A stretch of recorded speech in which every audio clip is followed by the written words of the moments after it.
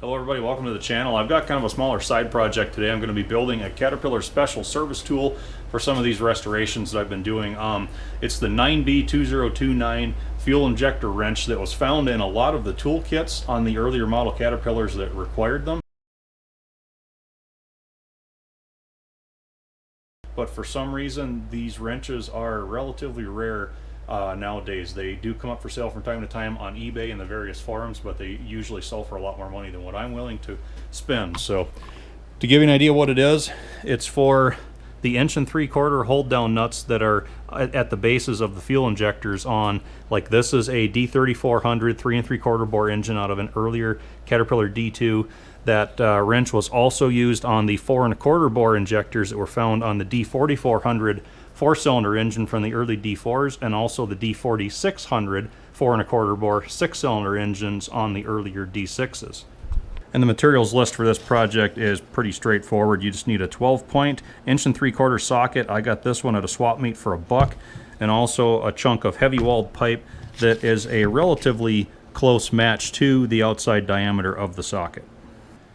So step number one is cut the socket apart. I need to separate this lower sleeve portion that engages with the nut from the upper portion that has the square drive. So on this socket, 1 3/8 up from the bottom, right where I have this line, is the best place that I can separate the halves. Once I'm done with that, I will also cut an 1 3/8 wide slot out of the sleeve portion to provide an opening for this fuel inlet stub to pass through.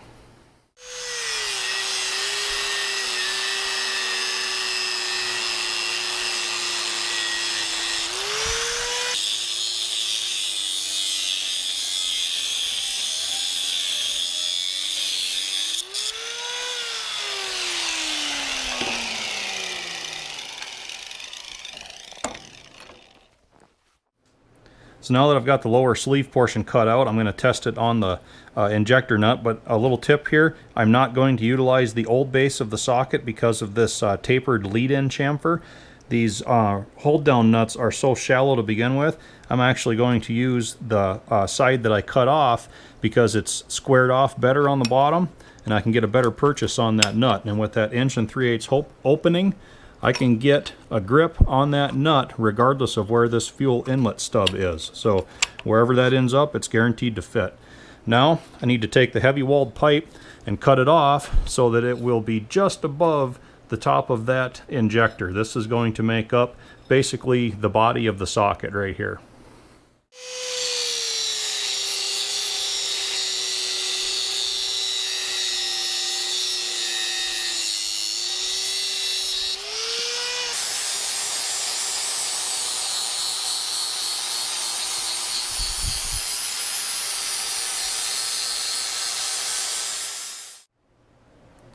So with that, I now have the lower portion of the socket and the body of the socket, which should get me up over the top of the fuel injector. I just need to take the top portion with the square drive, and the final step is to weld them all together. So now that it's all welded together, it's time to try it out. Fits the injector well, and that 1 3/8 tall opening clears that fuel inlet just fine. Put the wrench on it, see what happens. Oh yeah.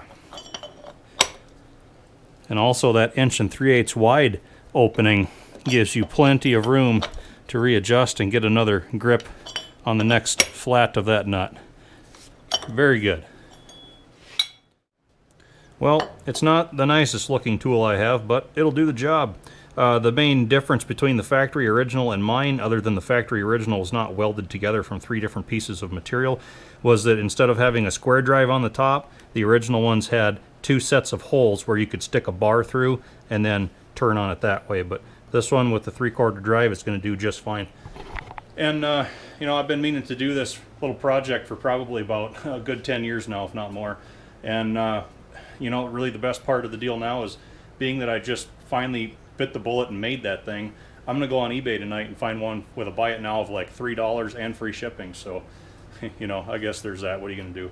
Thanks for watching, guys. Hope to see you back again.